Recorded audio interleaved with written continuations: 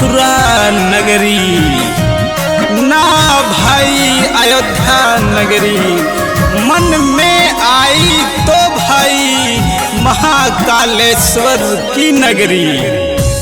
कहाँ चला गया मोदी, कहाँ चला गया मोदी, अयोध्या को छोड़ के। लड़त्या लड़ैया, लड़त्या लड़ैया, सरयू के छोर से। कहाँ चला गया मोदी, राम जी को छोड़ के।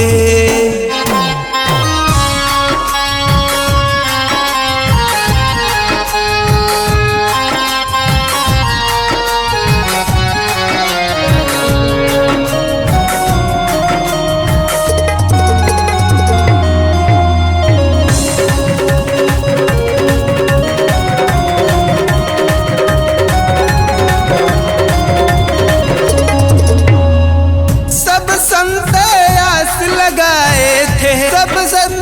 आस लगाए थे, लड़ी है लड़ैया मोदी, लड़ी है लड़ैया मोदी, अयोध्या नगरिया से। कहाँ चला गया मोदी, अयोध्या को छोड़ के, राम जी को छोड़ के।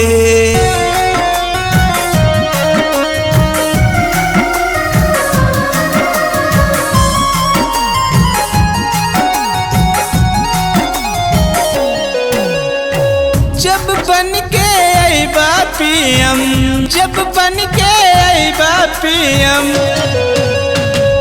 अयोध्या नगरिया में बजाइब सहनाई सब मिलकर। ओठों के नीर से, ओठों के नीर से, काहे चला गया मोदी, राम जी को छोड़ के।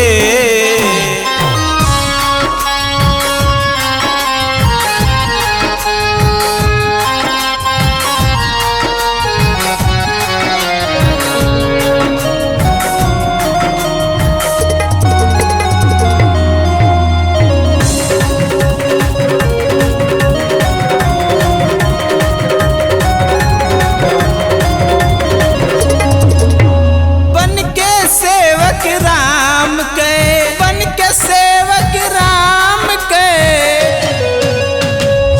लड़िता लड़ैया ज्ञान वापी के। शीश झुकौत्या काशी में, काहे चला गया मोदी, राम जी को छोड़ के, राम जी को छोड़ के।